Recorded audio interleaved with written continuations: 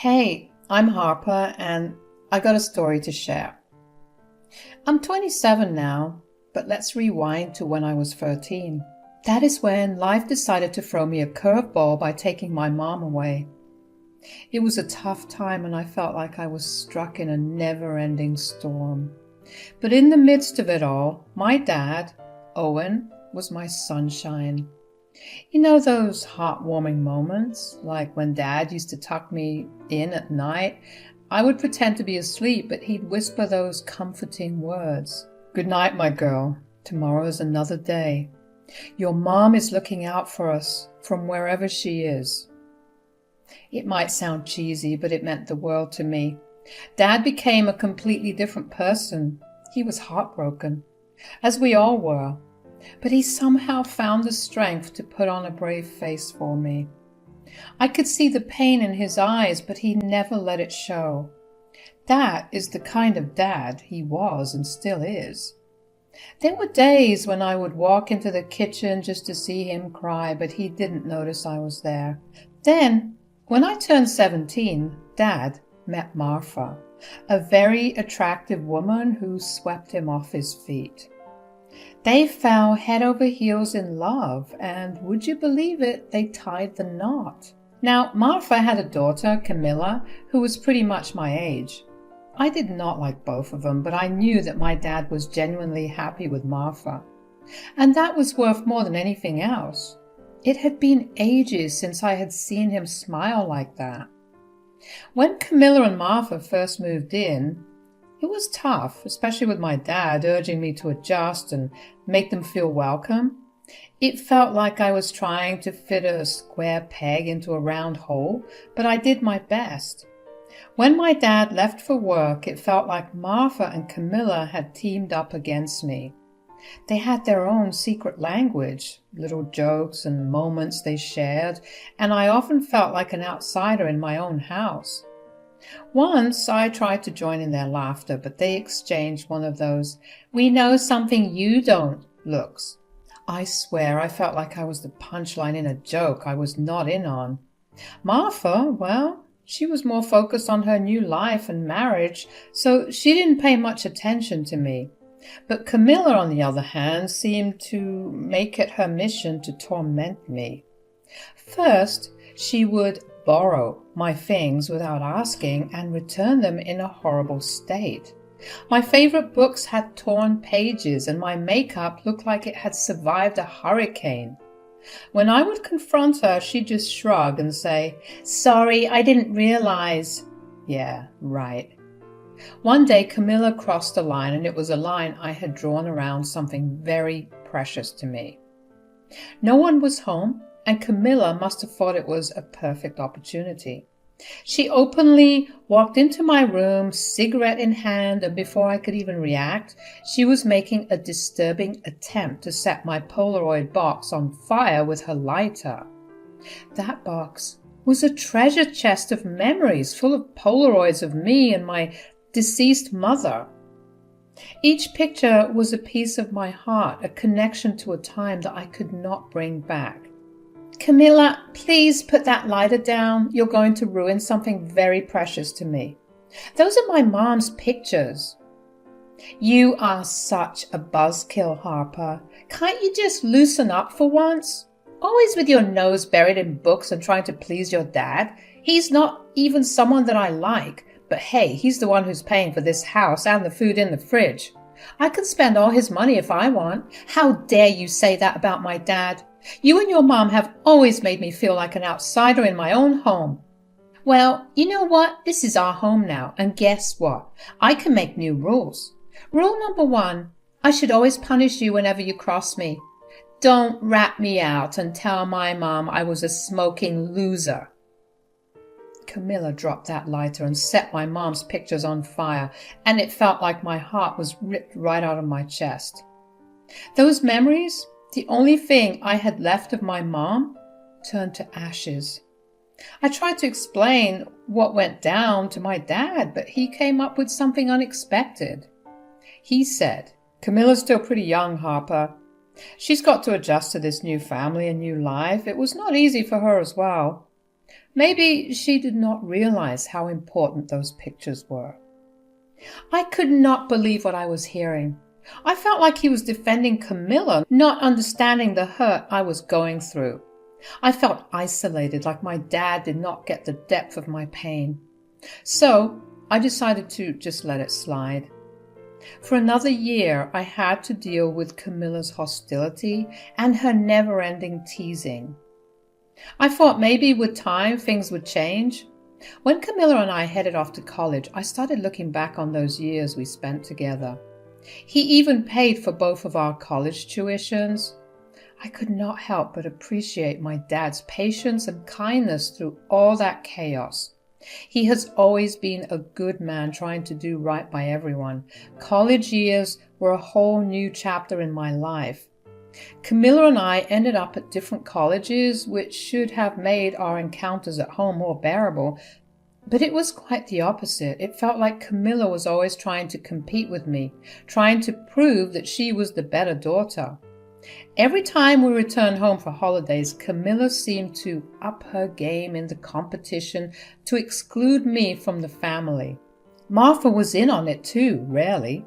They used to forget to invite me to family birthdays and celebrations. As college came to an end, Camilla and I found ourselves back in our hometowns, but our paths took different routes. Camilla was quick to secure a job and her own apartment, while I chose to take a break before diving into the job market. I had spent years studying and was eager for a breather. Although I had a degree in psychology, I was considering further studies and wanted to save up for it through part-time work. Camilla was always the go-getter. She landed a job straight out of college and was already on her way to establishing her independence. She rented her own place while I had to move back into my dad's house. Camilla used to come over for dinner every weekend. So, Camilla, how's your new job? Well, at least I did not move back to Owen's house and it pays my bills, so I would say it's good. Now, let's not start with that, girls. Camilla, Harper has her own path. Just let her be. Yeah, but Mom, she's almost 23 and she has never even dated anyone. What's her problem? I'm just taking my time, Camilla. I have more important things to focus on right now. I heard you're a big fan of romance novels, Harper. Probably the closest you will ever get to a relationship. Can we please focus on enjoying this meal together? And her job? What does she even do? Work at Walmart? I am trying to save up for another degree. Too bad this time Owen isn't paying for it. Because I asked him not to. I want to do this on my own. Camilla, let us not make this dinner uncomfortable. Harper's probably here because she can't afford to live anywhere else. Fast forward 3 years and things have shifted.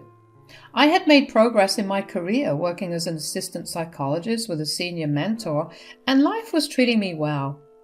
I had moved into my own apartment, embracing my independence. While I was still single, my focus was on my career, and that was perfectly fine. Camilla had also moved forward, and I genuinely felt happy for her. Camilla had found happiness in a 2-year relationship with her boyfriend Joey. He often appeared as a mysterious presence at our family dinners, but it was clear they were content together. It was no longer a constant battle from my end, at least, but she still acted immediately like we were teenagers, competing for prom queen.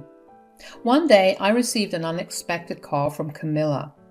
Hey, Harper, you want to meet up? There's something I need to talk to you about. Sure, Camilla. Is everything all right? Yeah, I'll explain when we meet. How about I text you the address of this restaurant I know? Sounds good. Let's meet there. I could not help but be taken by surprise when Camilla asked to meet up one-on-one. It was at first, and after all these years, I was intrigued. I could not wait to see what Camilla had in mind. It was Sunday, and I reached the address Camilla had texted me. 15 minutes later, Camilla arrived. Camilla, you have never wanted to see me one-on-one before. What's going on? I do have some news to share with you. Well, I'm all ears. It must be something big. That's why you especially wanted to meet me all alone. Joey proposed to me. Wow, Camilla, that's amazing. Congratulations. Yeah, it's pretty special. Look at my ring. Camilla flashed her huge ring at me. It is a massive diamond worth around $300,000. Joey said I deserve every penny he spent on it. It's beautiful, Camilla, truly stunning. I bet it's quite a step up from the kind of jewelry you're used to seeing. Well, yeah, it's definitely on another level. Not that it's your fault. You're always going to be in the low income bracket, working as a psychologist, or should I say an assistant psychologist? Camilla, you know my profession helps people and I'm proud of what I do. And speaking of helping, I heard you have been seeing a therapist yourself, Harper. Well, yeah, I've been going to therapy. Harper, it must be so lonely for you. Thanks to Owen, he has such a big mouth. He told me about how your first boyfriend, that photographer guy, cheated on you with some model, and that too within a week. You must feel so insecure. I mean, you should have seen it. Who would choose you over a model? I felt a bit betrayed, but I am confident in who I am. That's the difference between us, Harper. I choose luxury, success, and beauty. You, well, you're just content with mediocrity. Joey has always appreciated a woman who knows how to keep her man happy. Something you could learn from. Maybe then you would not be so lonely. You are the last person I would like to learn anything from. You have a lonely life and a job that does not pay half as well as you'd want it to. Camilla, did you invite me here just to insult me and show off your ring? Well, you needed to hear it sooner or later, and I wanted to let you know something else while we're at it. You are not invited to my engagement party. I appreciate the heads up, Camilla, but I don't need to attend your party. You better not tell my mom or Owen about this, and if by some bizarre chance you decide to show up with them, I'm warning you, Harper. I'll have you kicked out. We're going to have a classy event, and I don't want a poor, broke girl like you ruining the vibes. Camilla, don't worry. You will not see me there. I went back home, and the words Camilla had thrown at me were still echoing in my mind. It's one thing to be honest, but she had taken it to a whole new level. I couldn't help but feel disrespected. Days passed and I knew the engagement party had taken place. I saw the pictures of Camilla posted on social media. Everyone was there except me. I didn't attend, of course. Part of me wondered what it would have been like, but I realized that I was better off without the toxic atmosphere Camilla brought into my life. My dad gave me a call. Harper, I was really hoping you would make it to the engagement party. Camilla was looking forward to seeing you. Oh, Dad, I'm so sorry I couldn't make it. I had an emergency patient, and you know how it is with work. That's understandable, but it was a lovely evening. Camilla was stunning, and everyone had a great time. I'm just so happy for her. She's excited about the wedding. The wedding? You mean she's getting married soon? Yes, she and Joey are planning to tie the knot next year. In fact, she asked me to walk her down the aisle. I'm over the moon about it. You are walking her down the aisle? Yes, it's a huge honor. She said she could not imagine anyone else doing it. Well, that's wonderful, Dad. Anyway, I gotta go. Talk to you later. I had always hoped that Dad and I would create new memories together after the loss of my mom. It was the life I had envisioned for us, but instead, Camilla was the one experiencing those moments. I was supposed to be the one walking down the aisle with him. Camilla and I had never really connected, and it was no secret that she did not particularly like me or my dad. It was a mystery to me why she would ask my dad to walk her down the aisle, especially when it seemed like she was just doing it to rub it in my face. Well, it certainly worked, but not for long. I had my own life, and I believed I would have all those things too when it was the right time for me. About a month later, I was driving through a posh neighborhood one sunny day on my way to see a friend when I spotted my dad standing in front of a grand mansion with a "for sale" sign in the yard. He was engaged in an intense conversation with a well-dressed man, and it immediately piqued my curiosity. The mansion was breathtaking, the kind of place that most people could only dream of living in. I pulled over to the side and got out of my car. "Hey, Dad." My dad exchanged goodbyes with the man in the suit and walked towards me. "Dad, I couldn't help but notice you in front of that mansion. Did you just buy it? I saw you looking over some papers." "You caught me. Yes, I did just buy it." "That's amazing. I'm so happy for you." "But wait, is the house for you and Martha?" "No, sweetheart, it's not for us." "Then who's it for?" "I'm doing a favor for an old friend, and this mansion is for him." "A mansion like this? Jesus, Dad, he must have helped you big time." "That's right. Please keep this between us for now." "Sure, Dad, I won't say a word." "Your secret's safe with me." You know, my dad was quite the computer tech nerd. He was brilliant at what he did, and it earned him some big bucks. The thing about him was he never flaunted it. He spent his money on the people he valued and loved, but he was always modest and humble. You would never guess he had all that wealth just by looking at him. He was not one to show off. Like this one time, my dad's childhood friend found himself in a financial crisis. His business had taken a hit, and he was on the brink of losing his home. My dad, without a second thought, offered him a substantial sum to save his house and his business as well, and never even mentioned the money again. He had a big heart like that. So when I saw him buying that mansion, I was not really surprised. I mean, with the money he had, he could probably buy 5 of those places. But that was not his style. He had always put others first. It was something I admired about him. It was a few weeks later when something unusual happened. Camilla showed up at my apartment carrying a set of tools I had asked my dad for. It was entirely out of character for her to be helpful like this. "Thanks for the tools. Would you like to come in for some coffee?" "Sure, I'll take that coffee. I could use some." "So, Camilla, I've been curious about something. Why did you ask Dad to walk you down the aisle at your engagement party? I mean, you never seem to like him much." "Oh, Harper, you really don't get it, do you?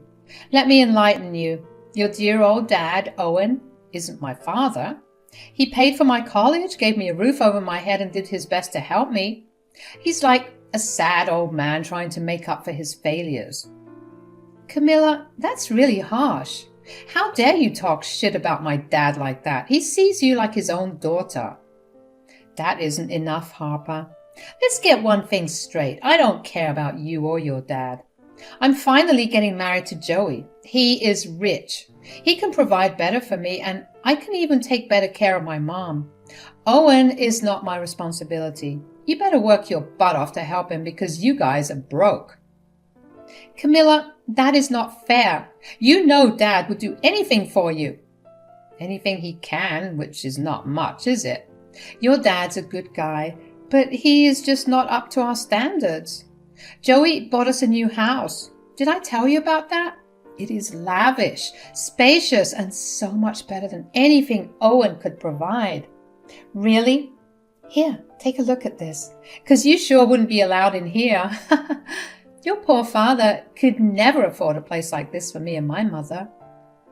When I saw the picture of the house, I couldn't contain my laughter. It was the house my dad had bought some time back.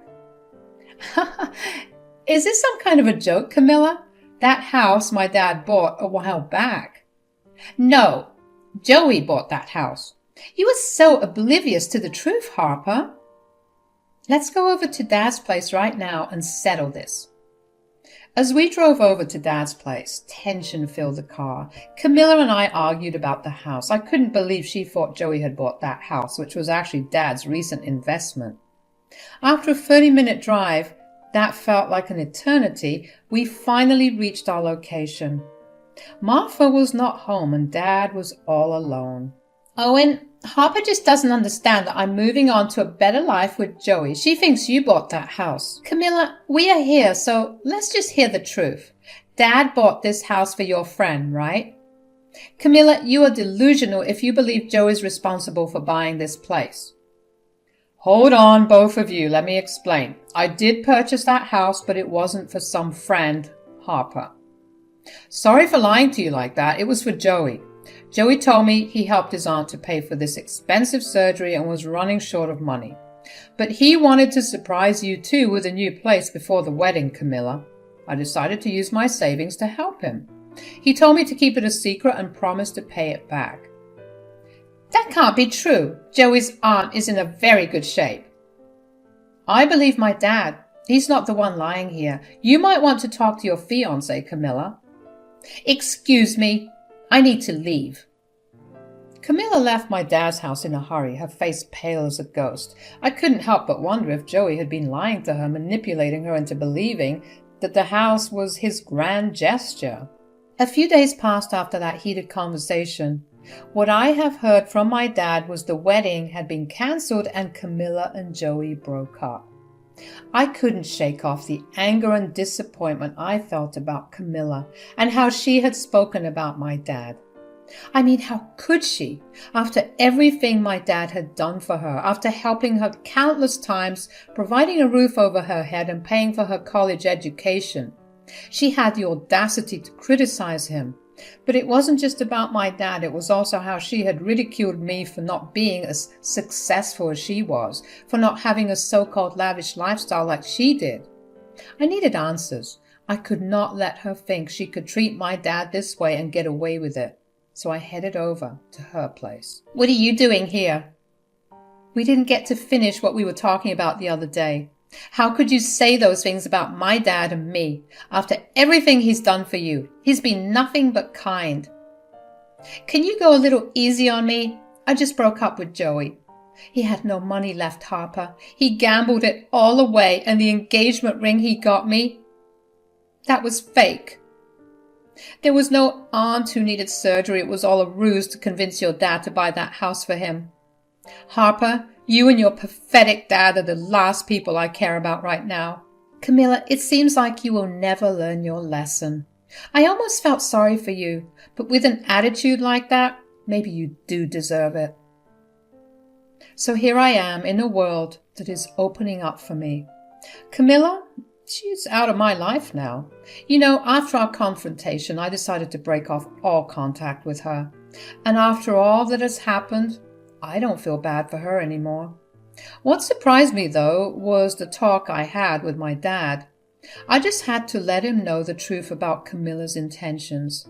He was upset, naturally, but it was high time he knew the reality of what had been going on. I had to make him aware that not everyone in our lives can be trusted, especially not people like Camilla and her shady connections. You should never talk poorly about people or belittle them, because what goes around can certainly come around, just as it did with Camilla. You never really know what someone is going through or what might come back to haunt you in the future. Cheers!